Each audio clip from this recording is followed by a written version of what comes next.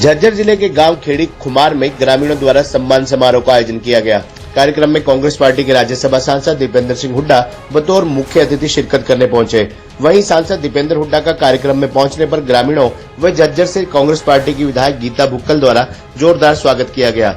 कार्यक्रम के बाद पत्रकारों से रूबरू होते हुए राज्यसभा सांसद दीपेंद्र हुड्डा ने हरियाणा और केंद्र की भाजपा सरकार पर जमकर निशाना साधते हुए अनेकों आरोप भी लगाए और कर्नाटक के चुनाव में कांग्रेस पार्टी को मिली जीत को लेकर राज्यसभा सांसद दीपेंद्र हुड्डा ने कर्नाटक की जनता का आभार जताया और कहा, कर्नाटक की जनता ने पूरे देश को संदेश दिया है, जहां पर भाजपा ने जात पात में भगवान बजरंगबली के नाम पर राजनीति करने का प्रयास किया। वहीं कर्नाटक की जनता ने भाजपा को वोट की चोट से करारा जवाब दिया, क्योंकि भगवान राम और बजरंगबली सबके हैं। वहीं राज्यसभा सांसद दीपेंद्र हुड्डा ने कर्नाटक में हिमाचल जीत को लेकर ये भी कहा कि कर्नाटक और हिमाचल तो झांकी है, पूरी फिल्म तो हरियाणा में दिखाना अभी बाकी है। आरबीआई द्वारा 2000 के नोट को बंद करने के सवाल पर सांसद दीपेंद्र हुड्डा ने कहा कि इनको अपने छपे हुए नोटों पर ही विश्वास नहीं है। अगर नोट ठीक थे तो वापस क्यों लिए और अगर गलत है तो छापे क्यों? ये केवल जनता को परेशान करने का काम कर रहे हैं। पहले नोटबंदी की थी, तब भी आम जनता को काफी परेशानियों का सामना करना पड़ा, जिसके नतीजे सामने आए कि पूरे देश में बेरोजगारी बढ़ी और देश की अर्थव्यवस्था कमजोर हुई। जंतर मंतर पर धरने पर बैठे खिलाड़ियों के समर्थन में भी राज्यसभा सांसद दीपेंद्र हुड्डा ने कहा कि देश का मान सम्मान बढ़ाने वाले खिलाड़ी आज अपनी मांगों को लेकर सड़कों पर बैठे हैं। दुर्भाग्य की बात है कि सरकार को खिलाड़ियों की बात सुननी चाहिए और जो दोषी है उसके खिलाफ सख्त कार्रवाई करनी चाहिए। वहीं मुख्यमंत्री द्वारा पूरे प्रदेश भर में किए जा रहे जनसंवाद कार्यक्रम को लेकर भी दीपेंद्र हुड्डा ने कहा कि ये जनसंवाद कार्यक्रम नहीं, जन अपमान कार्यक्रम है। मुख्यमंत्री को स्वयं की प्रशंसा सुनना ही अच्छा लगता है। अगर उनके सामने कोई और बोले या अपनी समस्या रखे तो मुख्यमंत्री उसे पचा नहीं पा रहे हैं, इसलिए मुख्यमंत्री का अपमान कर रहे हैं। मुख्यमंत्री किसी का अपमान कर रहे हैं तो किसी को पिटवाने की बात कर रहे हैं।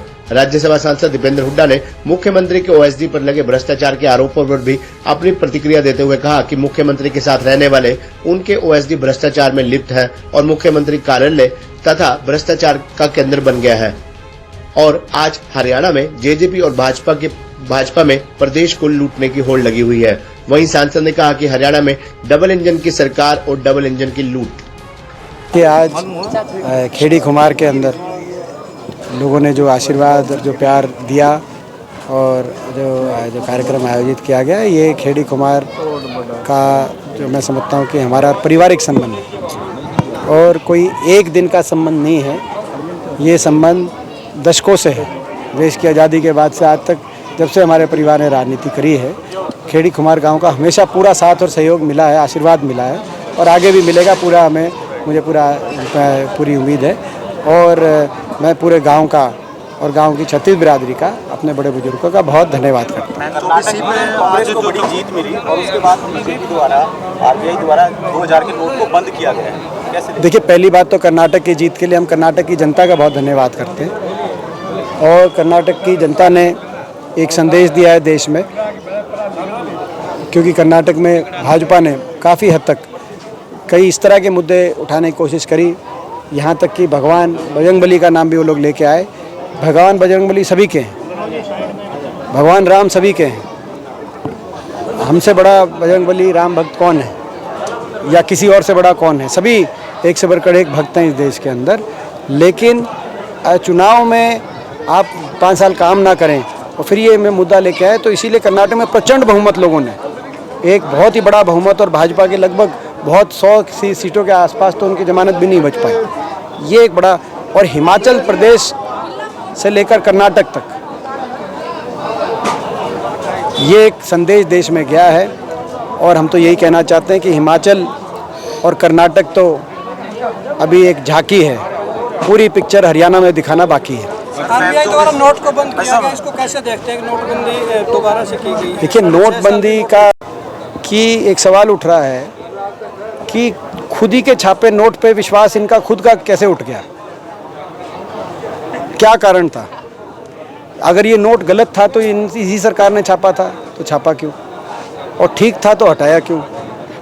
और हमने उस समय नोटबंदी के समय मैंने एक बात कही थी कि नोटबंदी के पीछे काला धन खत्म हो, ये तो बात ठीक हो सकती है। इस बात में मैं उस समय भी मैंने सरकार की इस मूल मंशा पे कभी मैंने कोई प्रश्न नहीं उठाया था, मगर मैंने कहा जो तरीका है, क्या ये सोच समझ के किया है कि नहीं? क्योंकि अगर आज ये दिखाई देता है कि इसको नोट को हटाना पड़ा तो यानी कि सोच समझ के नहीं किया गया होगा, तभी ये हटाना पड़ा होगा। तो ये सोच समझ के फैसले किए जाए, क्योंकि देश में उससे बेरोजगारी बहुत बढ़ी। उसके बाद देश में बेरोजगारी का रिकॉर्ड टूट गया। आज हर प्रदेश में जो बीजेपी हार रही है तो अर्थव्यवस्था का नुकसान हो, नौजवानों का नुकसान हो, बेरोजगारी बढ़ गई। और अब दोबारा से ये नोट जो हटाया गया है, इससे अनुमान लगाया जा रहा है इससे भी 0.5% बेरोजगारी बढ़ेगी। आज एक अर्थशास्त्री ने लिखा है। तो क्या आवश्यकता है कि भाई बेरोजगारी बढ़ाने की आपको? क्या आपने कोई एक भी काला धन किसी के पास पकड़ा गया पिछली बार? जो एक नाम आप लेके बताएं देश को, कोई एक आदमी का नाम, कुछ ना लोगों के नाम बताएं किसके पास काला धन पकड़ा गया, कितना पकड़ा गया पिछली बार जब नोटबंदी हुई थी। देश के सामने बताना चाहिए सरकार। देखिए, इस देश की संस्कृति ये है कि इस देश की संस्कृति में हर बहन बेटी की इज्जत, सर्व समाज की इज्जत है, पूरे देश की इज्जत है, छत्तीसगढ़ की इज्जत है। कोई भी व्यक्ति किसी भी राजनीतिक दल में हो या कहीं का भी हो, अगर किसी बहन बेटी के साथ कोई छेड़छाड़ करता है तो देश का सर्व समाज उसको अच्छा नहीं मानता।